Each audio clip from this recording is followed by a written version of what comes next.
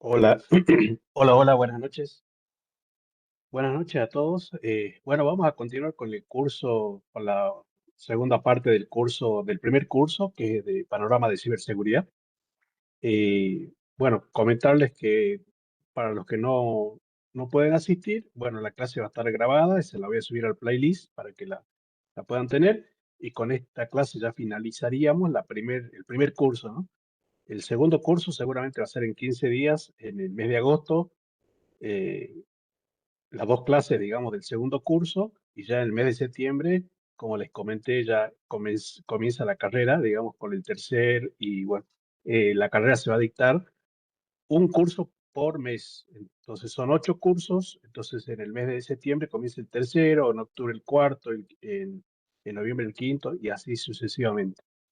La gente que se quiere inscribir, yo les envío un mail con un formulario para confirmar la inscripción, para que yo les pueda habilitar el material de lectura de los cursos que siguen. Bueno, comencemos con el curso. Bueno, recordarles que el curso nosotros lo estamos tomando en la plataforma de NetAcad, que es una plataforma de Cisco, que es este curso que está acá. Es recomendable trabajar con Firefox y bueno, tener instalado algún plugin, digamos, de traducción para que lo puedan leer en español. El único tema es que los videos, digamos, a lo sumo pueden ver la transcripción en inglés. La transcripción en inglés, a ver si tengo habilitado. Ah, no tengo habilitado. Permítanme habilitar acá. Bueno, les decía que a lo sumo pueden ver la transcripción en inglés y bueno, después llevarlo a un traductor, ¿no? Eh, Hay, por ejemplo, acá, fíjense que como pueden ver, digamos que hay algunas palabras que las traduce, otras que no, pero de todas maneras igual el curso, en la presentación que yo les armé con el dictado de estas dos clases les serviría para poder rendir, digamos, el examen y la encuesta de este curso y tener una acreditación de Cisco NetAcad. Así que bueno, comenzamos con la presentación. ¿Dónde está?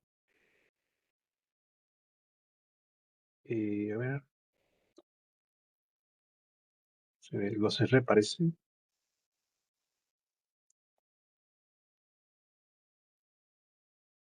Esta no es.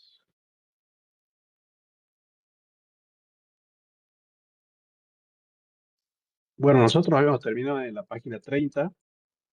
En la página 30 estamos hablando de lo que es el PII, que es el Personally Identifiable Information, que es cualquier dato que permite identificar a una persona de manera directa o indirecta.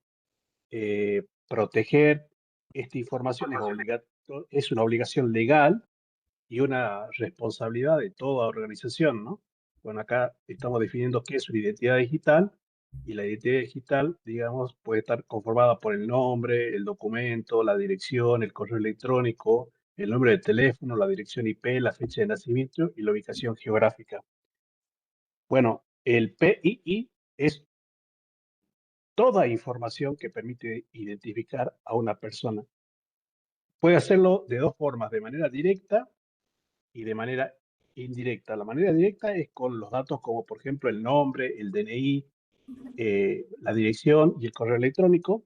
Y de manera indirecta puede ser, digamos, esta de manera directa, y de manera indirecta puede ser a través del número de teléfono, a través de la dirección IP, a través de la fecha de nacimiento, a través de la ubicación geográfica. Esta vendría a ser directa, esta vendría a ser indirecta. Bueno, ¿qué más podemos hablar de esta diapositiva? Bueno, ¿por qué es importante? Porque protege 5 aspectos fundamentales de la persona, que es la privacidad, es decir, la información le pertenece a una sola persona, no debe divulgarse sin su autorización. El punto 2 es por cumplimiento legal, es decir, a ver dónde está. El punto 2, digamos, es por cumplimiento legal, es decir, estamos acá, las razones por las cuales se tiene que proteger. El primero dijimos que es por privacidad, el segundo es por cumplimiento legal, muchas leyes obligan a proteger los datos. Recuerden que acá en la Argentina la ley que obliga, digamos, a la protección de datos personales es la 25.326. Y bueno, también vimos en las diapositivas anteriores el GDPR y el CCPA, que son, digamos, de la Unión Europea, que también, digamos, es un estándar para proteger datos personales. Por confianza, también, digamos, también es otra, otra medida, digamos. ¿Por qué? Porque los clientes entregan su información esperando que la empresa la proteja.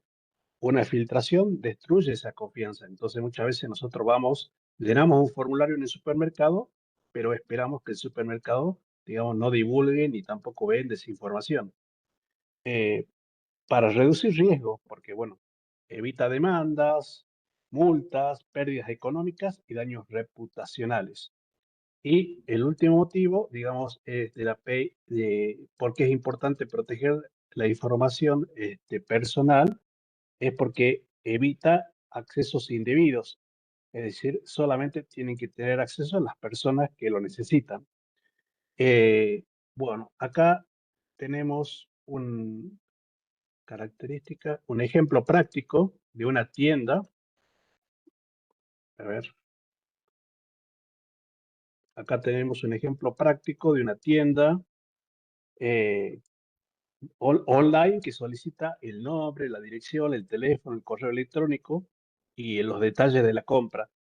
Toda esa información constituye el PII, que es digamos, la información de identificación personal.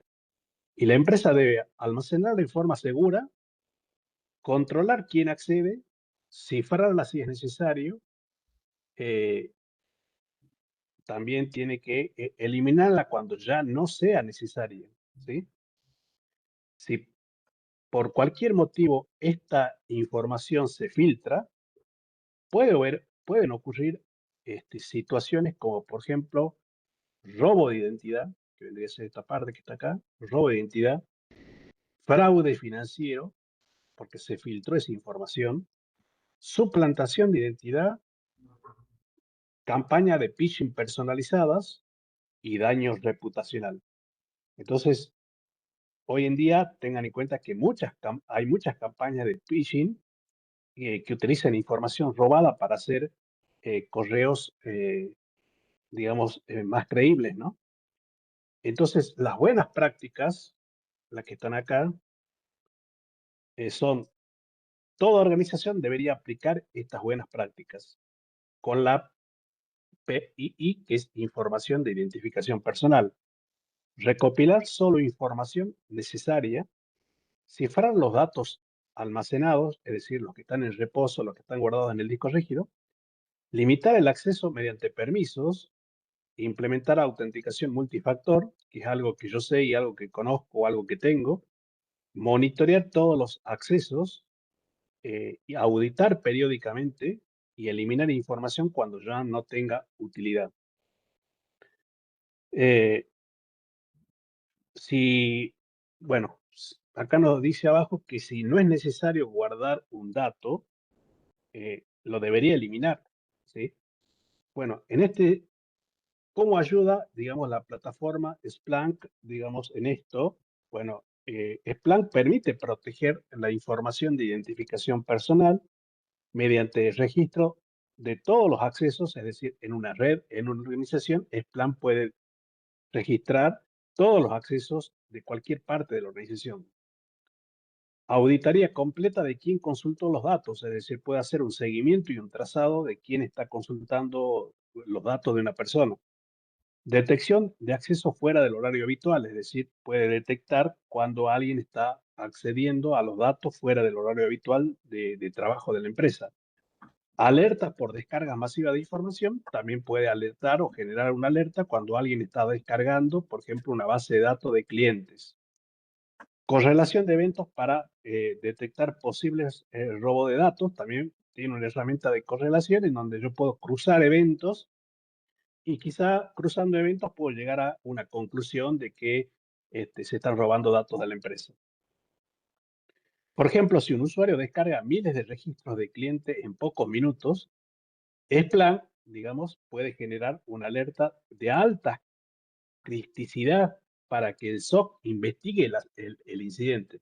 Le vuelvo a recordar que cuando hablamos de Splunk es una plataforma que, bueno, ahora la compró Cisco, que es gratuita, digamos, en su modo más light y es paga en su versión corporativa. Lo pueden descargar tranquilamente, digamos, a esta plataforma en su PC y cómo trabaja, es decir, todos los switch, los routers, los firewall, los sistemas de detección de intrusos, los sistemas de detección de intrusos, todo lo que nosotros tenemos en la empresa, genera syslog y todos esos logs los reporta al Splunk. Todo eso se los reporta a la plataforma. Y también, si tenemos servidores Windows y tenemos servidores Linux, también generan log por cada evento y todos esos logs se los reporta Splunk.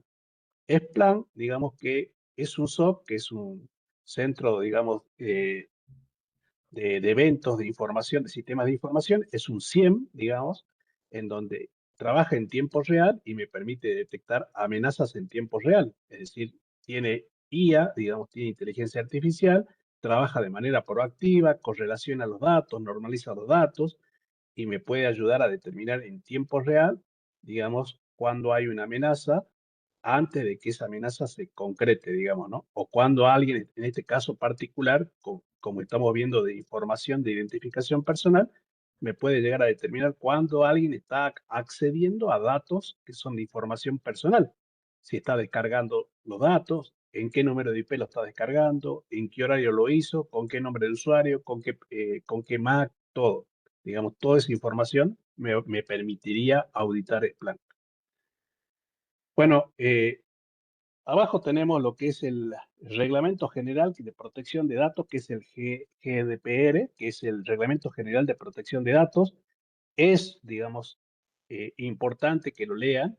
Es de la Unión Europea, protege los datos personales de las personas y obliga a empresas a tratarlos de forma segura y transparente. Bueno, esta es la más general, ¿no? Es decir, por ejemplo, yo puedo ir a una IA y le digo, estoy estudiando acá, eh, estoy estudiando ciberseguridad y quiero que me expliques GDPR, DPR, de protección de datos personales.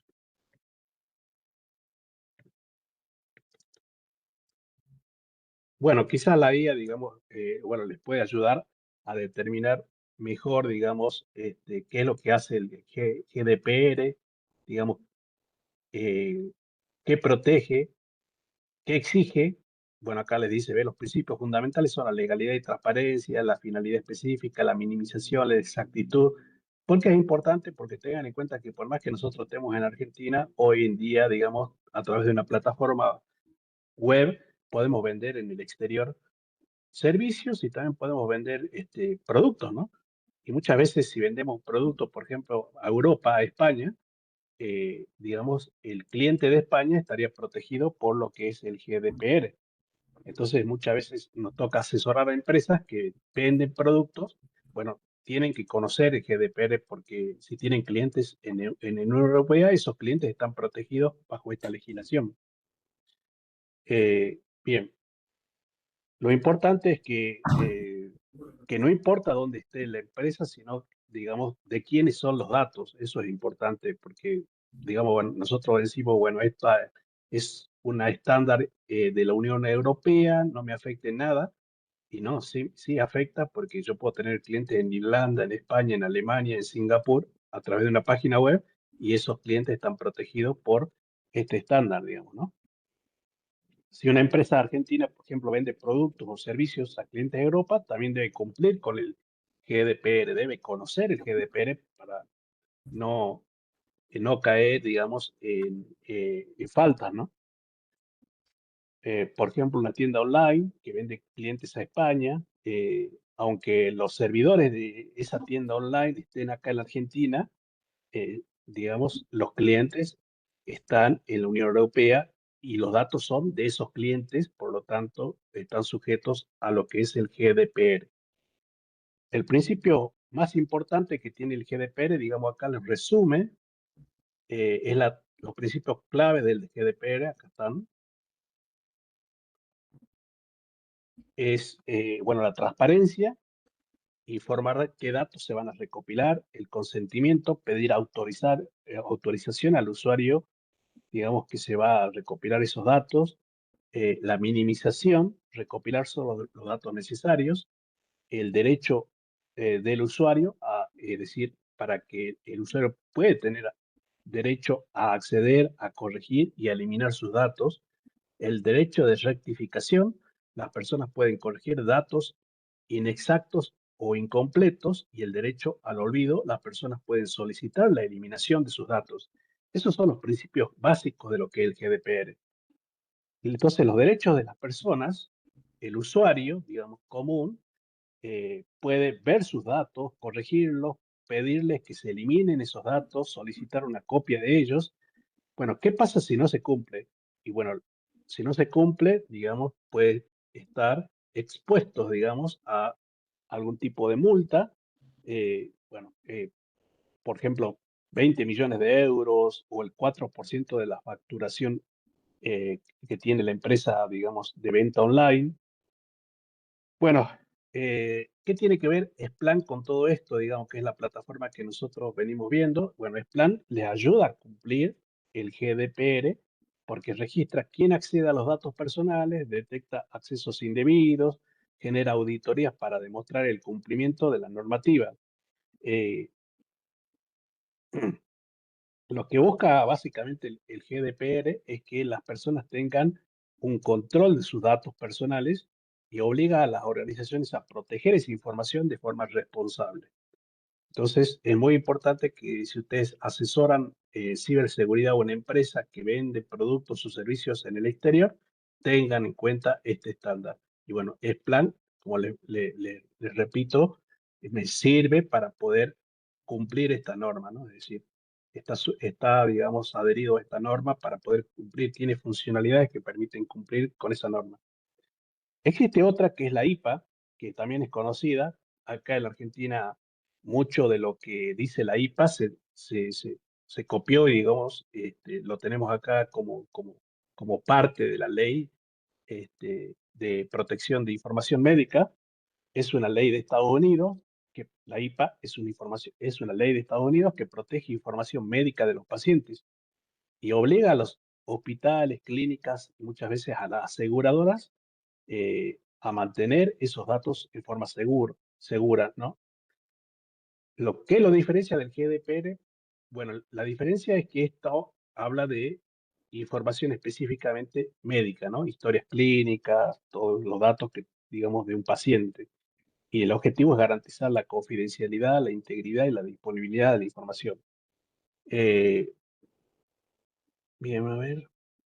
¿Qué es la PHI? Bueno, la PHI es Protect Health Information, es cualquier dato relacionado con la salud de una persona, como por ejemplo el nombre del paciente, el diagnóstico que tiene, el tratamiento, los resultados de estudio, la historia clínica. ¿Qué exige la IPA? Bueno, que toda organización de salud, llámese sanatorio, hospital, clínica, debe proteger los historiales clínicos, permitir el acceso solo a personas autorizadas, solicitar consentimiento del paciente cuando corresponda y utilizar medidas de seguridad como cifrado o autenticación multifactor. Eh, ¿Qué no se puede hacer, digamos, con esto, con la IPA? Bueno, ¿qué es lo que la IPA te dice que no puedes hacer? Evitar historias clínicas por canales inseguros, enviar historias clínicas por canales inseguros, es decir, que utilices un mail sin ningún tipo de protección, compartir información médica sin autorización, dejar, por ejemplo, sesiones abiertas en un servidor o en un vos en el hospital o en la clínica, dejar sesiones abiertas, digamos, porque cualquiera puede leer, digamos, o tener acceso a esa sesión, es decir, tiene que estar protegida la sesión. Acceder al historial clínico de un paciente sin eh, una necesidad laboral. Bueno, también Splan ayuda acá, digamos, a proteger la información de la salud, registrando quién accede a cada historial clínico, detectando accesos no autorizados y generando auditorías para demostrar el cumplimiento de la normativa. ¿Qué pasa si no se cumple? Bueno, el incumplimiento puede generar también multas elevadas, demandas legales, pérdida de confianza de los pacientes y daño en la reputación de la institución. Es decir, IPA lo que busca es proteger la privacidad de los pacientes. Solo el personal autorizado debe acceder a esa información médica utilizando controles como el cifrado, la autenticación, la auditoría para garantizar su seguridad. PCI, DSS, bueno, eso sí lo tenemos todos, todos tenemos una tarjeta Visa, todos tenemos una tarjeta Mastercard, y bueno, esta es la que regula, digamos, el tema de las tarjetas. PCI DSS es Payment Card Industry Data Security Standard, es un estándar internacional que protege la información de las tarjetas de crédito y débito, y su objetivo es evitar fraudes, robos de datos bancarios. ¿Qué protege? Bueno, protege información sensible de las tarjetas, como los datos que tiene la tarjeta, número de tarjeta, nombre del titular, fecha de vencimiento, código de seguridad. ¿Qué exige esta la PCI DSS? Bueno, la empresa que procesan pagos con tarjetas debe cifrar la información, utilizar firewall, restringir el acceso solo al personal autorizado, monitorear continuamente los sistemas y realizar auditorías periódicas. ¿Sí? Por ejemplo, cuando compramos en una tienda o salimos de compra y le damos la tarjeta de crédito a la tienda y bueno, lo que va a hacer la tienda es, digamos, procesar esa tarjeta de crédito y con un POSNE, por ejemplo, y los datos tienen que viajar cifrado, digamos, hasta Visa. Tiene que haber un servidor que protege la información. Solo el sistema autorizado puede procesar el pago. Y todo esto lo que intenta proteger es que el atacante robe datos de la tarjeta, ¿no? Bueno, ¿en qué les ayuda Splunk en esto? Voy a cerrar acá el WhatsApp que tengo. Bueno, Splunk ayuda a cumplir lo que es el PCI DSS, monitoreando todos los accesos a los sistemas de pago, detectando actividades sospechosas, generando auditorías para demostrar el cumplimiento del estándar. Bueno, ¿qué pasa si no se cumple? Bueno, una empresa puede enfrentar multas económicas, pérdidas de la autorización para procesar tarjetas, daño en la reputación, acciones legales si ocurre una filtración. El PCI DSS lo que busca que cada pago con tarjeta sea seguro. Para lograrlo, exige proteger los datos mediante cifrado, controles de acceso, monitoreos continuos y auditorías, muchas veces reduciendo el riesgo y evitando fraudes, ¿no? Y sobre todo, aumentando la confianza del cliente en cada compra, digamos, ¿no? Entonces, los bancos, por ejemplo, que te dan Postnet, o los bancos que te dan tarjeta de crédito, tienen que tomar todas estas medidas, o tarjetas de débito también. Los bancos están adheridos con esta norma internacional que es la PCI DSS.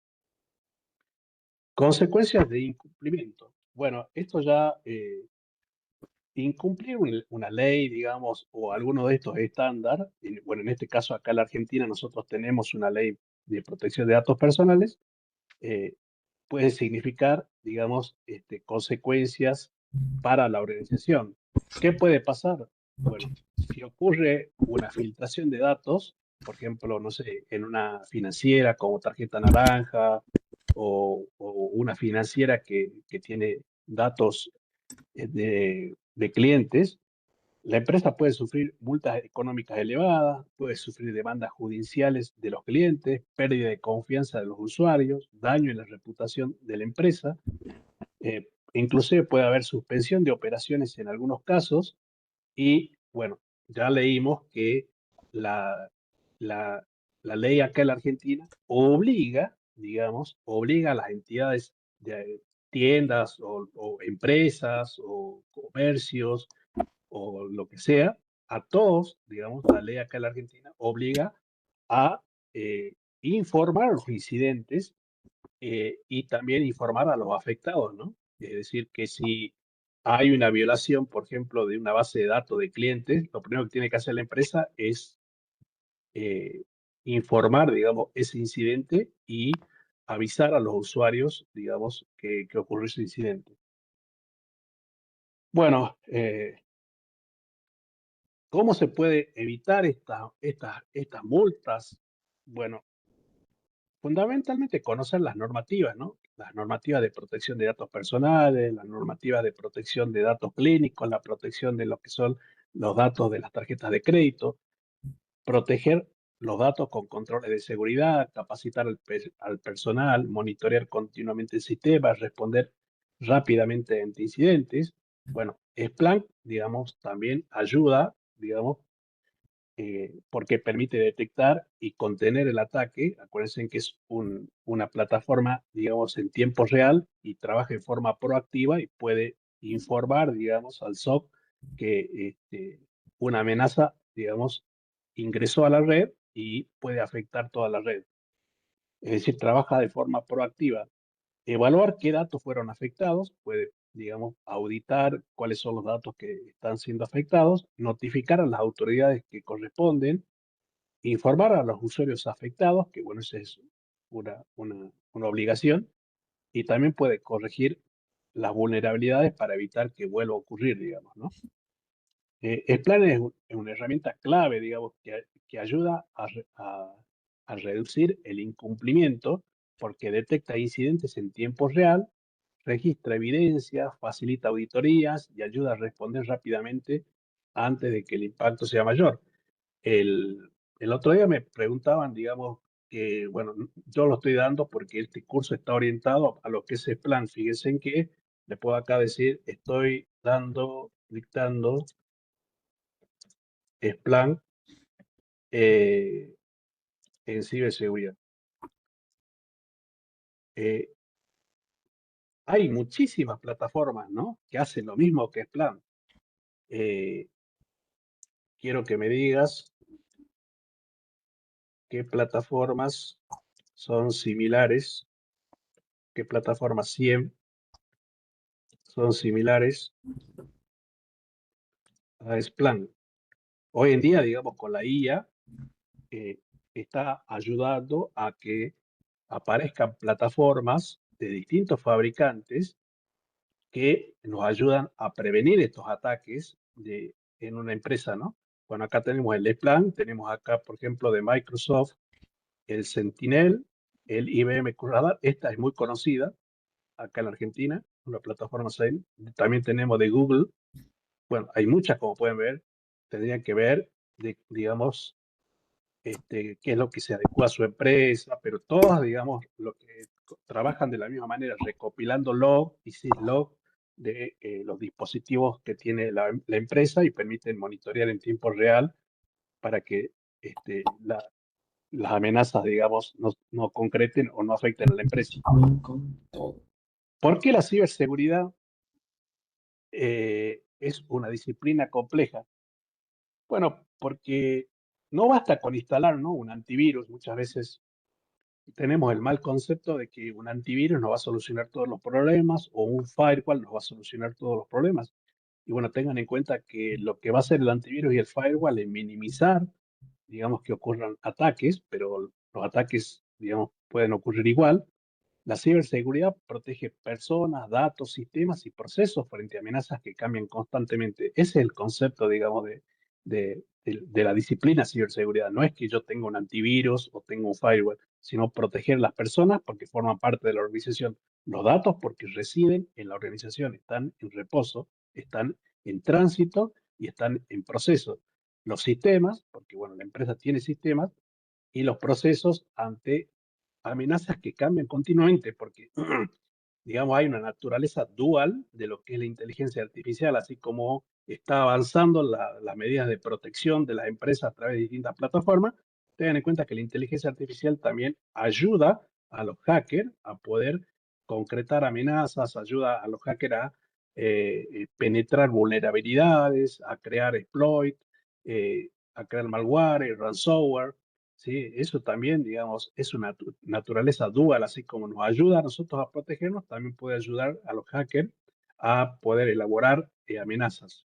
Si bien las IA están reguladas para no generar, digamos, algún tipo, por ejemplo, yo ahora le digo, quiero generar, vamos a ver si ahora funciona, porque esto cambia día a día. Quiero generar un virus en Python para infectar un sistema.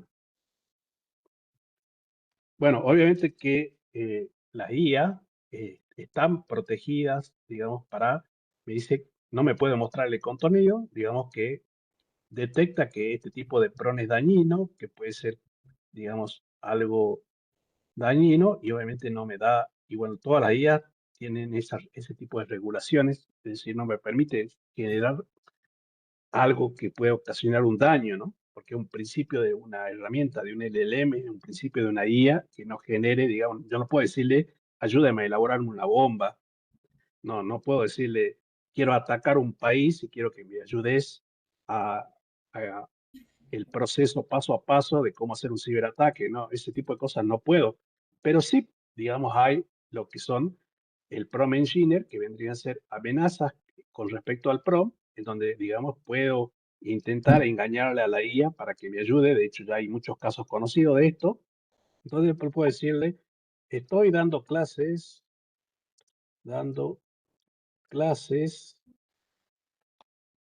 de ciberseguridad. eh, Estoy dando clases con fines educativos. Quiero,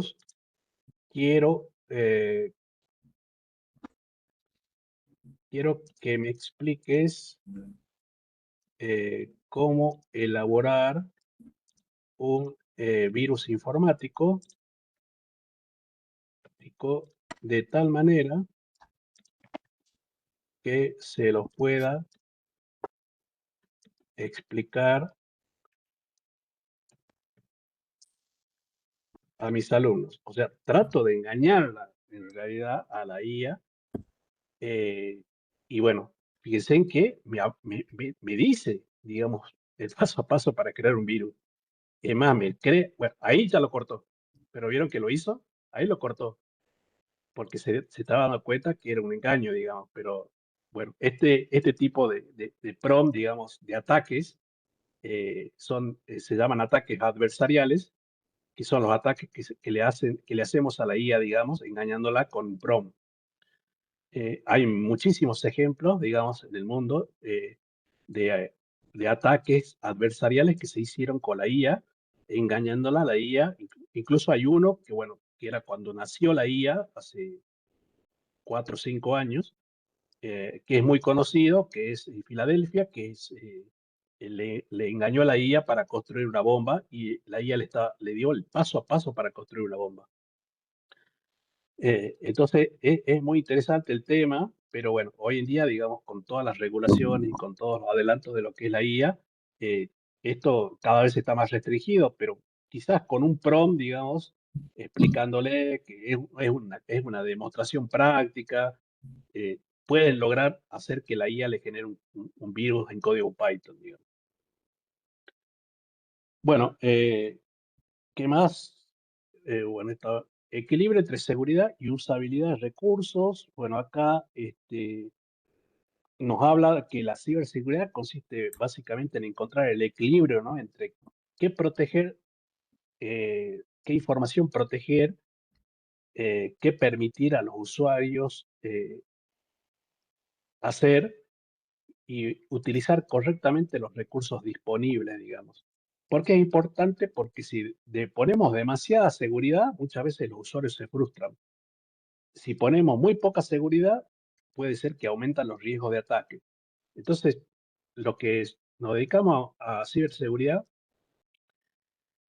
Bueno, yo el tema de ciberseguridad yo lo manejo mucho en lo que es OT, ¿no? En lo que es OT y T, digamos, porque me fui por ese camino, ¿no? Digamos, eh, por la formación que yo tengo, pero bueno, hay mucha gente que tiene formación solamente de IT, eh, y, y bueno, los que tienen formación de IT, bueno, toman medidas, ¿no? Para proteger la organización y saben que tomar medidas muy excesivas, digamos, puede hacer que los usuarios se terminen frustrando en el uso de la red. ¿Por qué? Porque, bueno, estoy, por ejemplo, trabajando con un Active Directory y, bueno, los permisos que yo les doy a los usuarios son muy restrictivos, entonces los usuarios cuando quieren compartir un recurso se dan con que no pueden. eh, entonces, digamos, puede ser contraproducente. Si nosotros no le damos mucha seguridad y por el contrario le damos muy poca seguridad a los firewall, digamos, puede también aumentar los riesgos de ataque. Entonces, esta diapositiva lo que les dice es encontrar un equilibrio, ¿no? Y es decir, un equilibrio, eh, digamos, para proteger lo necesario. Eh, y ese equilibrio tiene que estar un equilibrio como está esta bandeja, digamos, de seguridad, que es proteger los datos, control de acceso, monitoreo de detección, gestión de vulnerabilidades, prevención de amenazas y contrarrestarlos con la usabilidad, es decir, que los usuarios tengan facilidad de uso, tengan acceso ágil a los recursos, tengan las herramientas eficientes, tengan buena experiencia, digamos, en el uso de la red y sobre todo sea productiva y que les permita colaborar, ¿no? Es decir, para que no se terminen frustrando, tendríamos que buscar un equilibrio entre seguridad y usabilidad. ¿Qué debe considerar la empresa? Bueno, antes de implementar controles debe evaluar el nivel de riesgo, el impacto en los usuarios, el costo, los recursos disponibles y los objetivos de negocio. Bueno, acá abajo nos dice que la mejor ciberseguridad no es la más estricta, sino la que protege la información sin afectar la productividad del negocio. Bueno, en esta parte, los conceptos fundamentales aprendidos, bueno, en esta unidad vimos lo que es la ciberseguridad, que no depende solamente de una herramienta, sino también de una combinación de varios conceptos que trabajan juntos. Vimos la triada, que es la confidencialidad, la integridad y la disponibilidad. Vimos qué es la confidencialidad, cómo podemos proteger. Vimos qué es la integridad, cómo podemos proteger. Vimos qué es la disponibilidad, cómo podemos proteger. Después entramos a ver la clasificación de la información, que es identificar qué información es pública, qué información es interna, qué información es confidencial o qué información es restringida.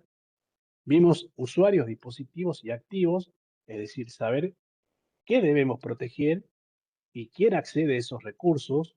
Vimos el concepto de superficie de ataque, que es identificar vulnerabilidades y reducir los puntos de entrada para un atacante. Vimos lo que es el equipo rojo y el equipo azul, que son equipos que simulan ataque, y el otro es un equipo que es defensivo, ¿no? Las normativas y regulaciones, vimos lo que es el GDPR, que es de protección de datos personales, la IPA, que es de protección de salud, y el PCI DSS, que son de tarjetas de crédito. Bueno, entramos a ver lo que son las amenazas, vulnerabilidades y riesgos. Bueno, acá el riesgo aparece cuando una amenaza puede aprovechar una vulnerabilidad. Las amenazas es, digamos, quién o lo que puede causar un daño. Por ejemplo, una amenaza puede ser un hacker, un malware o un phishing. Una vulnerabilidad es una debilidad del sistema. Por ejemplo, un software sin actualizar, un sistema operativo sin actualizar, contraseñas débiles, o también puede ser una mala configuración de un router o la mala configuración de un switch. Entonces, el riesgo es la probabilidad de que esa amenaza aproveche esa vulnerabilidad y produzca un incidente. La fórmula más importante es que amenaza más vulnerabilidad es igual a riesgo, ¿no? Como está acá, amenaza más vulnerabilidad es igual a riesgo. Eh, por ejemplo, si tengo un servidor sin actualizar, es vulnerable. Y un atacante encuentra que ese servidor está sin actualizar, ya se convierte en una amenaza, el atacante. Existe el riesgo de que robe información o pueda interrumpir el servicio porque ese atacante se va a aprovechar de esa vulnerabilidad y existe el riesgo de perder información.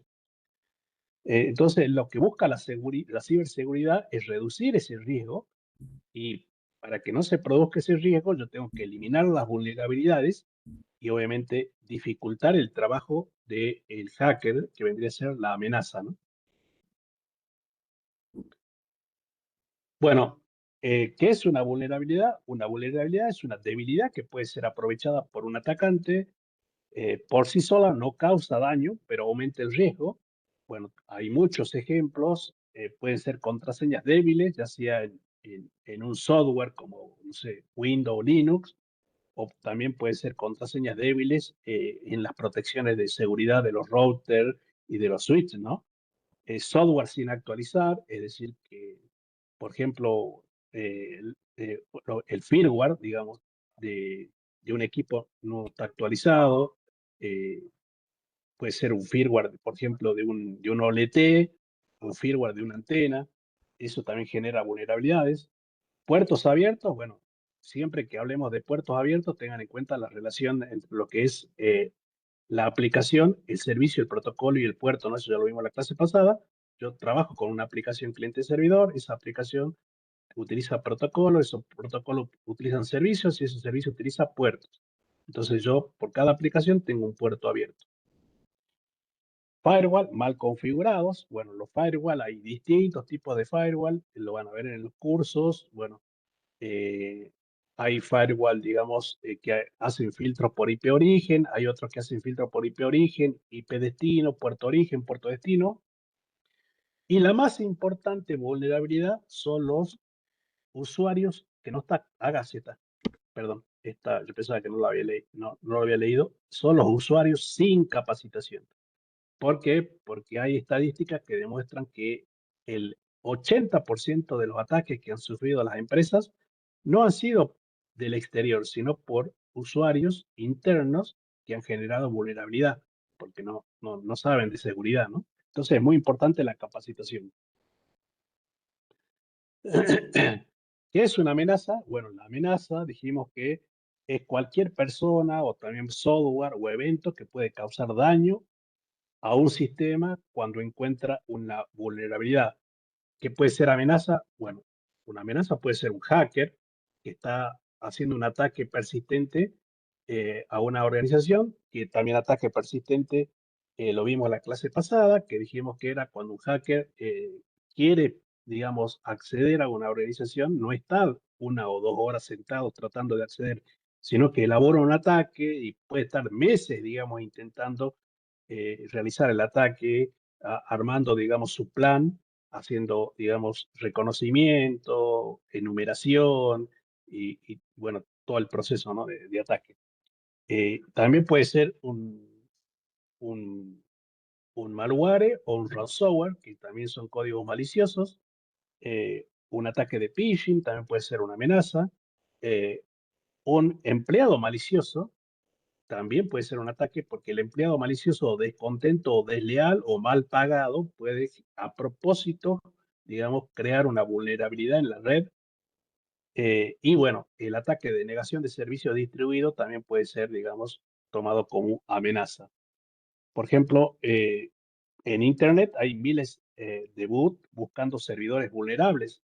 Eso no es de ahora, es de hace mucho tiempo.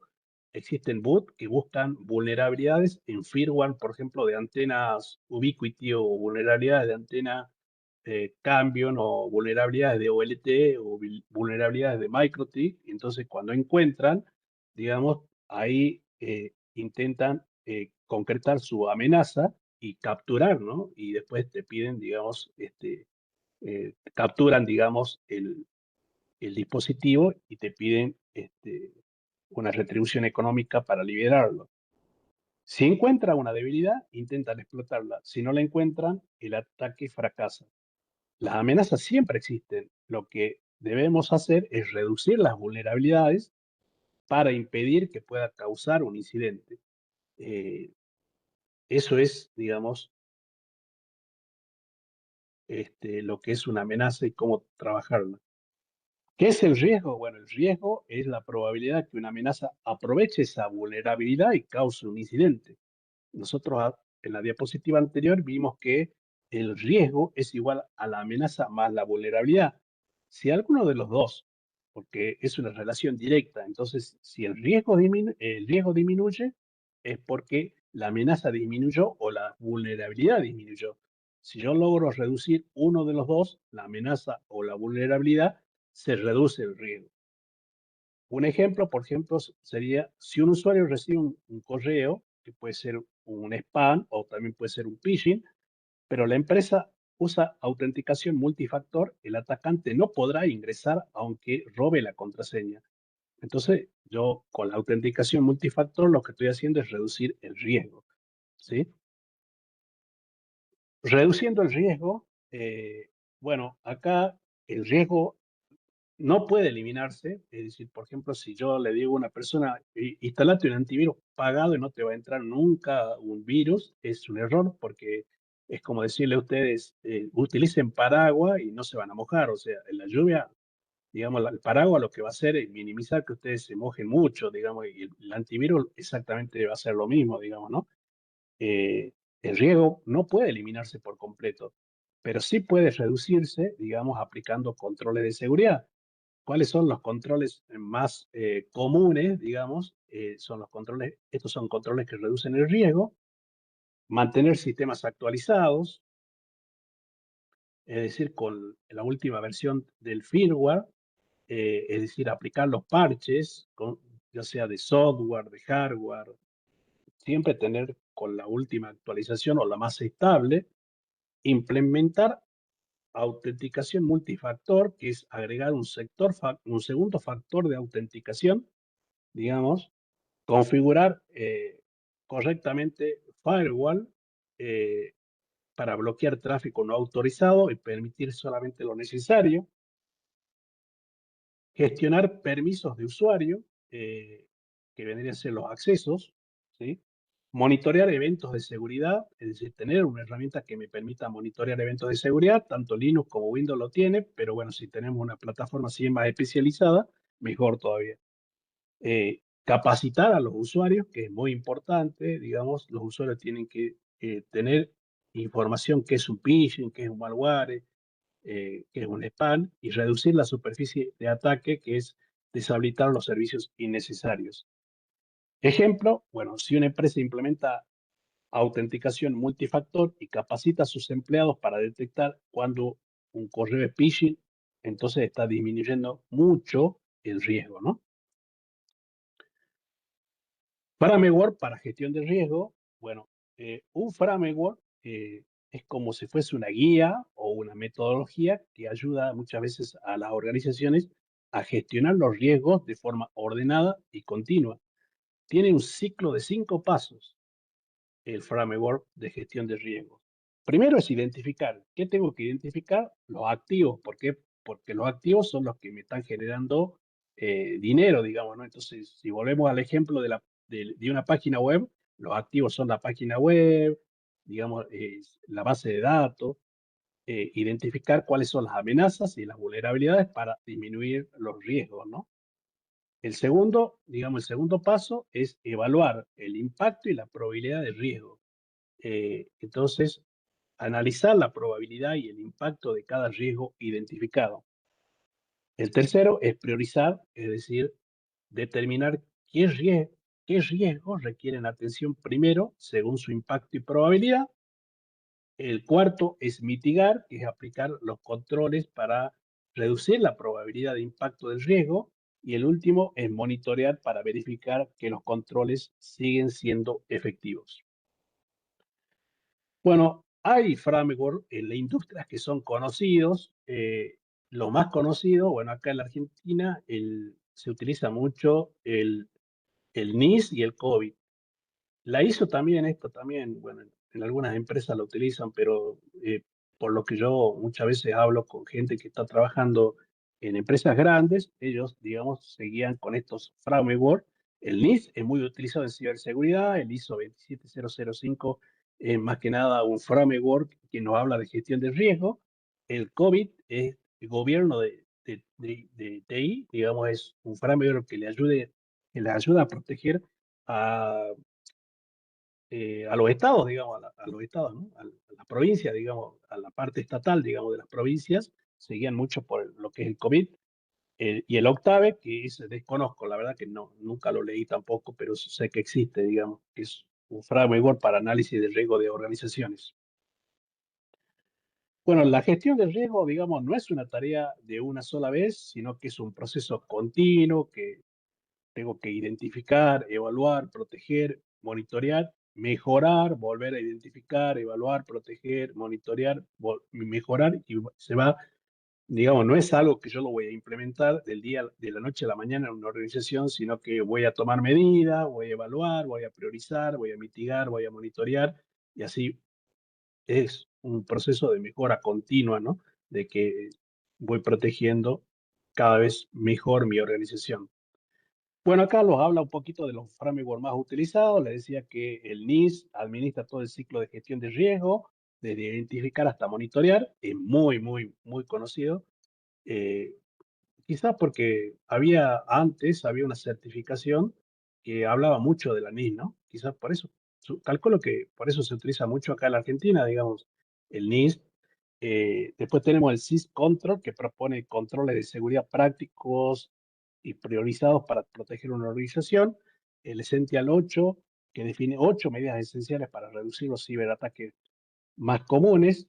Bueno, la diferencia entre ellos es que el NIS, digamos, es para gestión de riesgo, la SIS es para controles prácticos de seguridad, para definir qué controles tengo que hacer, digamos, en la seguridad de mi empresa.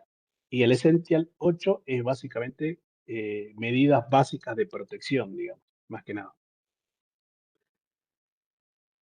Bueno, los frameworks abarcan mucho más que tecnología. Bueno, un framework de ciberseguridad no solamente protege, digamos, la tecnología, también protege las personas, porque, bueno, si nosotros nos remitimos al concepto de ciberseguridad, ten en cuenta que la ciberseguridad no solamente protege tecnología, sino también personas, procesos, ¿sí?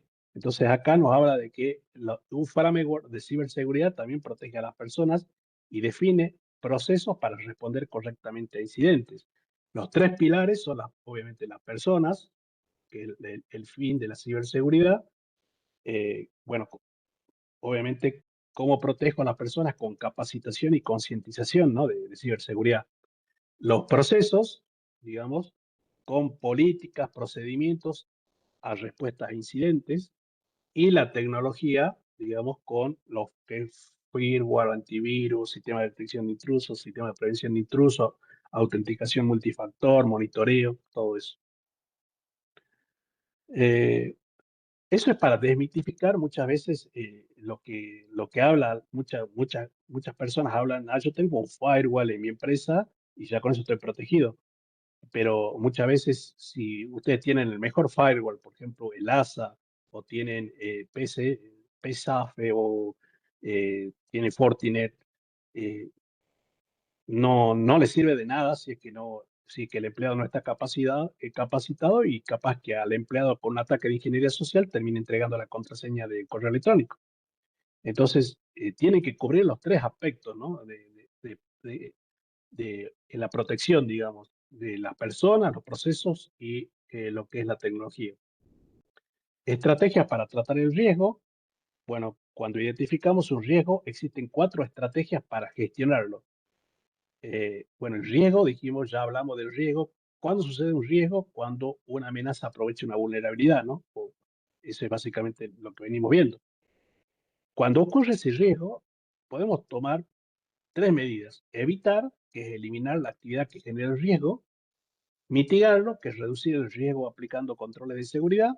O transferir, que es compartir el riesgo con un tercero, como un seguro o tal vez un proveedor.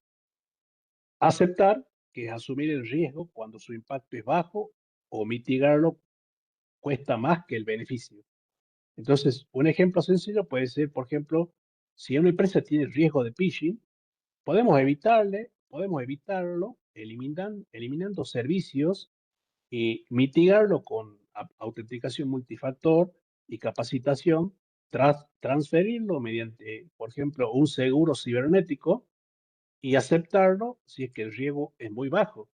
Es decir, este ejemplo del phishing es muy claro, ¿no? Es decir, lo vamos a evitar al phishing eliminando el servicio, por ejemplo, no sé, eliminando el servicio de que solamente de la organización se reciben correos, digamos, internos. No tiene mucho sentido, pero, digamos, es una forma de eliminar el riesgo del phishing. Lo podemos disminuir ese riesgo de phishing eh, implementando autenticación multifactor y capacitando al personal. Podemos decidir transferirlo al riesgo, es decir, comprando y pagando un seguro. Hoy los seguros, digamos, hay seguro de todo, hasta seguro de ransomware. Ustedes pueden investigar, hay aseguradoras que aseguran a la empresa contra ransomware. Eh, y también podemos aceptarlo si es que el riesgo es muy bajo, es decir, aceptarlo vendría a ser, por ejemplo, si yo tengo que comprar un antivirus para la red o para la organización, yo le paso el presupuesto al gerente y el gerente me dice, no, es muy caro, bueno, entonces lo aceptemos al riesgo, digamos. Existe poca probabilidad porque los usuarios están todos capacitados, están todas las medidas mínimas implementadas, entonces no compramos el antivirus y aceptamos el riesgo. Matriz de riesgo, bueno, esto le sirve más que nada para los gerentes de TI para poder guiarse, digamos, de cómo plantear el riesgo en una organización para la compra de algún eh, dispositivo o la implementación de medidas de seguridad. La matriz de riesgo nos ayuda a decidir muchas veces qué problema atender primero, combinando factores, la probabilidad de que ocurra un ataque y el impacto que tendría.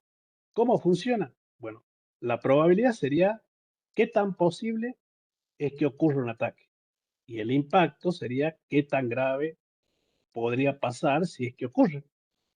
Al combinar ambos, es decir, la probabilidad más el impacto, el nivel de riesgo puede ser bajo si se monitorea, medio si se planifican controles, alto si se requiere atención prioritaria y crítico significa que debe corregirse de inmediato. Para que ustedes entiendan cómo funciona esta matriz, tengo un ejemplo práctico acá, que es, digamos, un servidor vulnerable expuesto a Internet tiene alta probabilidad de ser atacado y un alto impacto si es comprometido. Por eso se clasifica como un riesgo crítico y debe atenderse primero. La idea es que la matriz de riesgo permite priorizar recursos y corregir primero los riesgos con mayor probabilidad de impacto. Es como si ustedes armarían una clasificación de cuál es el activo que tiene mayor riesgo. Y bueno, obviamente en esta matriz pueden eh, armarla para poder ver o visualizar el impacto digamos, de que una amenaza se concrete y de esa manera definir qué es lo que realmente es crítico y debo proteger. Probabilidad de impacto, los dos componentes de riesgo. Bueno, seguimos con el concepto anterior. El nivel de riesgo depende, ya dijimos, de dos factores, de la probabilidad de que ocurra un incidente y del impacto que tendría si es que ocurre. Entonces, si una empresa, por ejemplo, recibe muchos correos de phishing, significa que la probabilidad es alta, pero como tiene autenticación multifactor y usuarios capacitados, el impacto puede ser bajo. El riesgo final puede ser moderado, es decir, cuando ustedes evalúan entre la probabilidad y el impacto, le puede dar que, si bien la probabilidad es alta, el impacto es bajo, entonces el riesgo termina siendo moderado.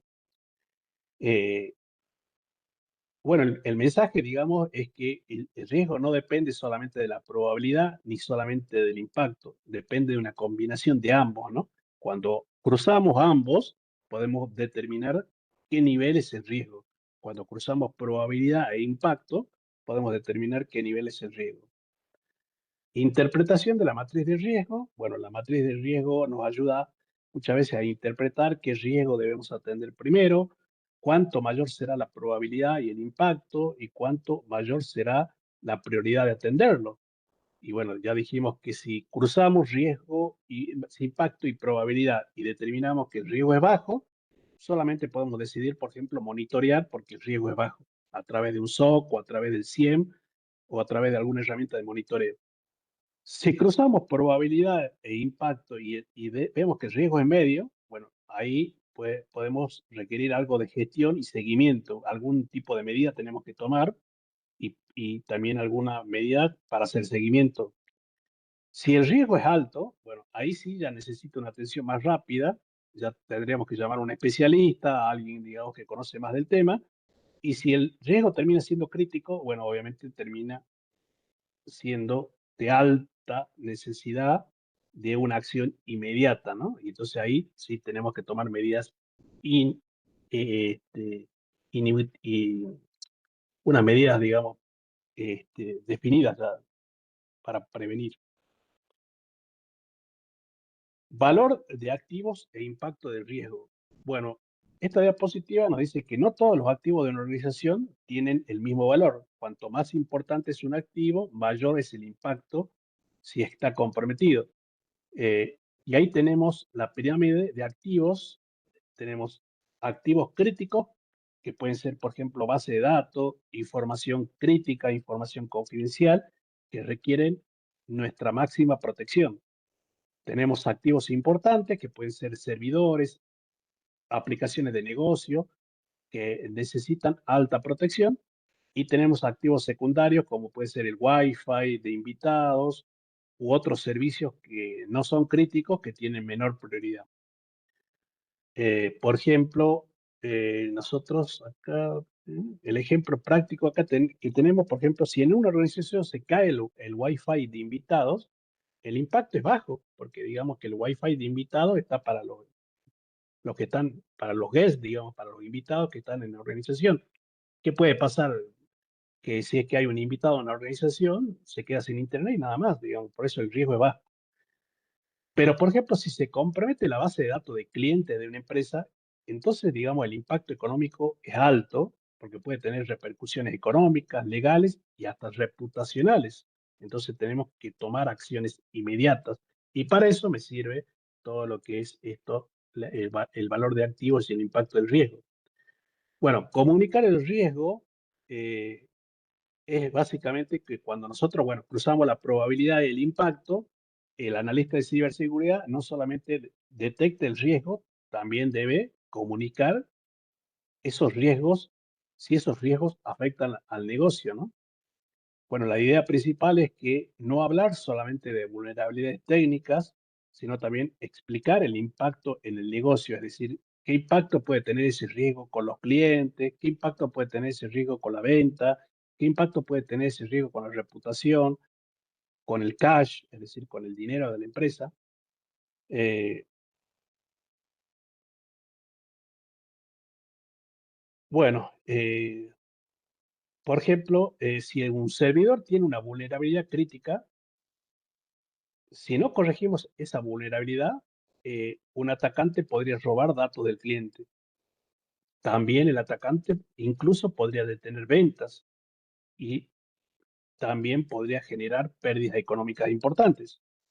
Entonces, en ciberseguridad no se trata solamente de encontrar el problema, sino también que hay que explicar que ese problema puede traer consecuencias importantes para el negocio y que debe resolverse.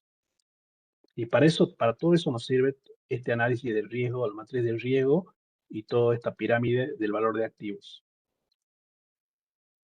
Eh, comprender el impacto del negocio y adaptar el mensaje.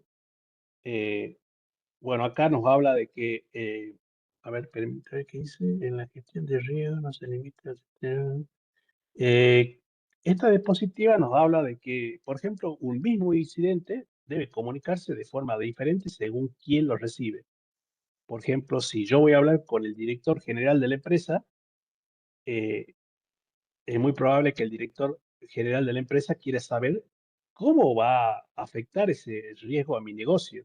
Es decir, cuánto dinero voy a perder, cuántos clientes voy a perder, cuánto daño reputacional voy a tener y si voy a poder continuar funcionando.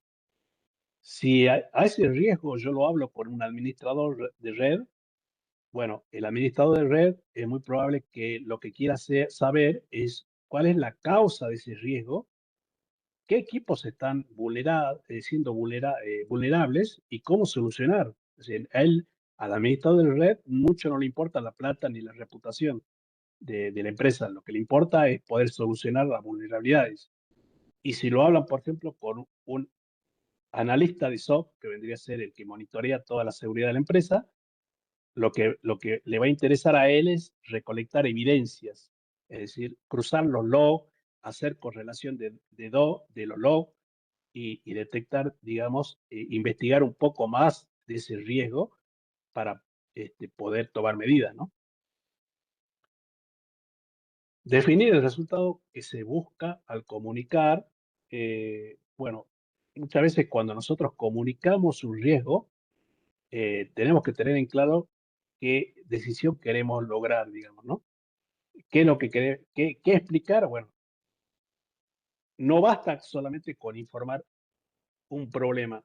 Por ejemplo, hay una vulnerabilidad y hay una amenaza. Hay que comunicarlo para que alguien tome decisiones.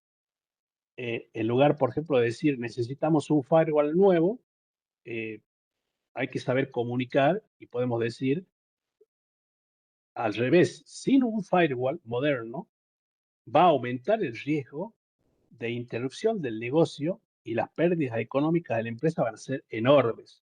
Entonces, se lee y se escucha de diferentes formas. No es lo mismo en plantarme en una reunión y decir, necesito un firewall nuevo, porque alguien lo puede interpretar como que, digamos, simplemente querés actualizar un firewall y nada más. Pero si vos en la reunión te plantás y le decís, sin un firewall moderno, aumenta la probabilidad de riesgo de interrupción de negocio y eso nos puede generar pérdidas económicas muy grandes y pérdidas reputacionales, es muy probable, digamos, que consigas la atención de los directivos, ¿no? Entonces, siempre hay que relacionar el riesgo con el impacto en el negocio, sobre todo en las reuniones, digamos. Y bueno, muchas veces nos pasa que nosotros comunicamos y obviamente para que compren o hagan una actualización, y bueno, obviamente, como está la situación, terminan rechazando el presupuesto y quizá el problema está en cómo comunicamos el riesgo, no en que la empresa, digamos, lo haya rechazado, sino en cómo comunicamos nosotros eso. Entonces, es muy importante eso. Comunicación efectiva, breve, clara y orientada a la acción. Bueno, acá seguimos con el mismo tema. Una buena comunicación de riesgo debe ser breve, clara y terminar con una acción concreta. ¿Qué tenemos que explicar? Bueno, lo que tenemos que explicar es qué es lo que está ocurriendo, cuál es el riesgo, eh, cuál es la probabilidad de que la amenaza se concrete, y no un informe de 20 páginas, digamos, no un informe de 50 páginas, sino un reporte que, digamos, responda 5 preguntas básicas, que son estas que están acá. ¿Cuál es el riesgo identificado? ¿Cuál sería el impacto? ¿Qué probabilidad existe de que ocurra? ¿Qué recomendación se propone y cuál es el costo o esfuerzo de implementar la solución? ¿Sí? Simplemente con un reporte que responde a estas preguntas, podemos comunicar en forma clara. Por ejemplo, un ejemplo está acá. A ver,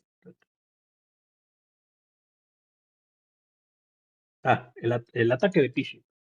Bueno, el ejemplo sería si detectamos, por ejemplo, un ataque de phishing, el riesgo sería robo de credenciales. El impacto sería acceso no autorizado al sistema.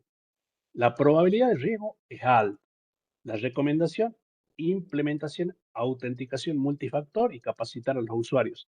El resultado esperado, reducir los ataques exitosos. Framework y estándar de seguridad, pues también ya lo vimos varias veces. Los frameworks son guías de buenas prácticas que ayudan a proteger a la organización de forma ordenada y eficiente.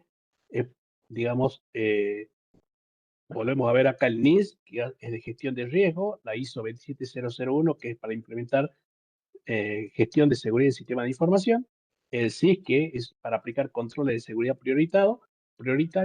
La diferencia es que estos son, digamos, acá tengo más framework, porque, por ejemplo, este que es OWASP, es para proteger aplicaciones web. Este está bueno porque es una guía que me dice cómo proteger aplicaciones web.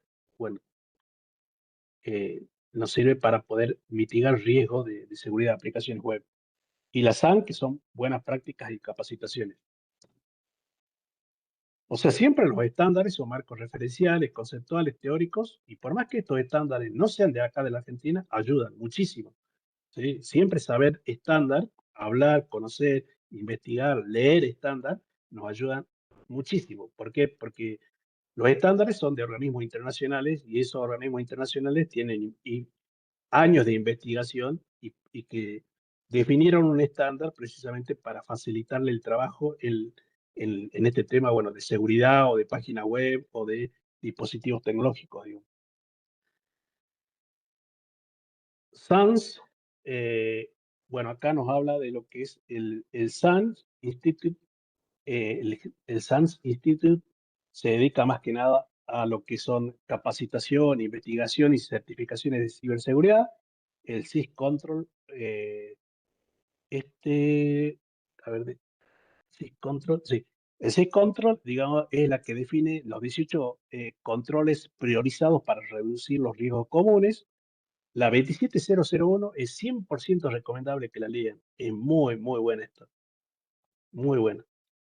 Esta, que es un estándar internacional para implementar sistemas de gestión de seguridad de información muy, muy útil, ¿no? Bueno, el NIST, que ofrece dos frameworks que trabajan juntos, que dice qué hacer y el otro explica cómo hacerlo. Bueno, el NIST define 5 funciones de ciberseguridad, que es identificar, proteger, detectar, responder, recuperar. La diferencia clave es que este es el NIST CCF. ¿Dónde está? Hay dos clases de NIST que están acá. Este, que es el CSF, que se enfoca en qué hacer, define las funciones claves para mejorar la postura de ciberseguridad. Y el RMF, que se enfoca en cómo hacerlo, que proporciona un proceso paso a paso para gestionar, digamos, los riesgos de forma segura. Bueno, para terminar, en resumen, digamos, esta última parte, vimos que la gestión de riesgo consiste en identificar amenazas y vulnerabilidades, evaluar el riesgo y aplicar los controles para proteger los activos más importantes del negocio. El riesgo aparece cuando una amenaza aumenta o cuando una vulnerabilidad aumenta, porque son relaciones directamente proporcionales, ¿no? Es decir, si uno de los dos aumenta, va a aumentar el riesgo. Para evaluar el riesgo, analizamos dos factores, que es la probabilidad, que me dice qué tan posible es que ocurra, y el impacto, qué daño causaría. Cuando yo cruzo probabilidad e impacto, obtengo, digamos, el nivel de riesgo. Para gestionar ese riesgo que me da este cruzamiento de probabilidad e impacto, bueno, utilizamos los frameworks que nos dicen cómo trabajar según el riesgo. Por eso son importantes que los leamos. El NIST, el SIS, el SANS. El objetivo es reducir el riesgo a un nivel aceptable. Y, por ejemplo, si nosotros tenemos en la empresa un servidor de correo electrónico, bueno, se identifica la vulnerabilidad, se evalúa la probabilidad y el impacto, se determina, digamos, el tipo o el riesgo, si es bajo, si es crítico, si es alto. Se aplican medidas como, por ejemplo, parches, autenticación multifactor, monitoreo. Si el riesgo disminuye, digamos, el negocio está protegido y puede seguir funcionando. Si el riesgo aumenta, es porque tenemos que volver a hacer todo el proceso y volver a implementar otras medidas.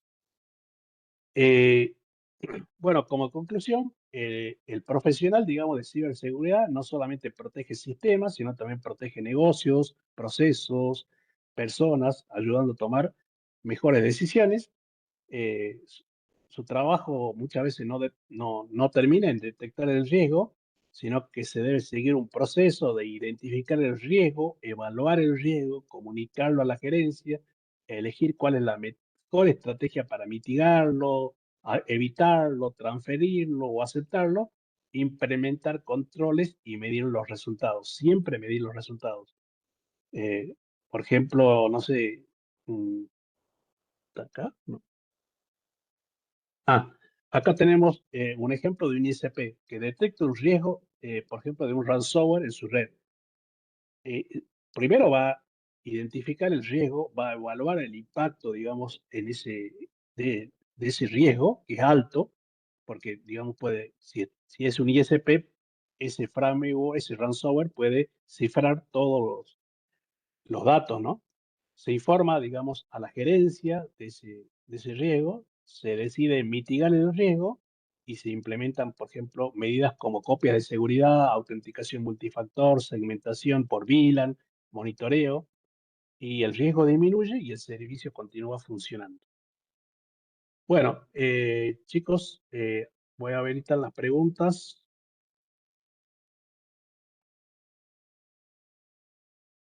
Si quieren hacer alguna pregunta, ¿dónde está? Esperen acá.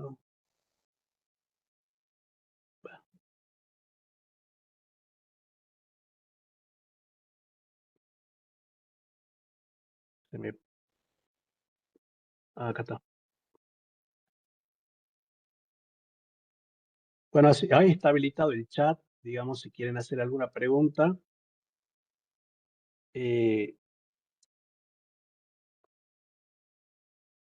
la diapositiva esta se la voy a pasar, se la pasé el otro día, creo que completa, nada más que ahora estamos terminando la última parte, pero se la pasé el otro día, me faltaría grabarle la clase para que ustedes tengan la clase grabada, y bueno, nos quedaría el segundo curso, que es gratuito, eh, se daría en el mes de agosto, ¿no?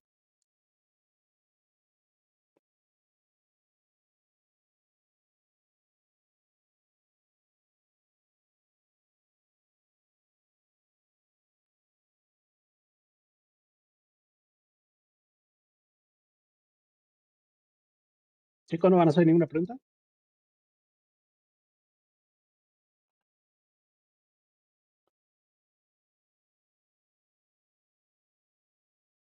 Ya con esto ustedes ya estarían en condiciones de rendir el primer curso y ya tener la acreditación del primer curso.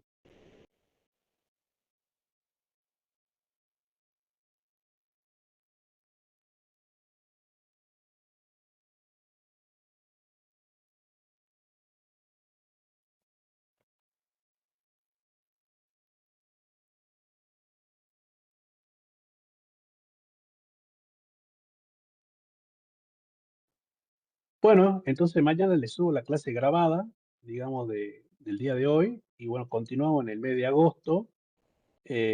Seguramente será de acá a 15 días eh, para que comencemos el segundo curso. eh, y bueno, y ya con eso ya finalizamos. Bueno, chicos, nos vemos la próxima clase. Buenas noches a todos. Gracias por participar y le envío la clase grabada mañana.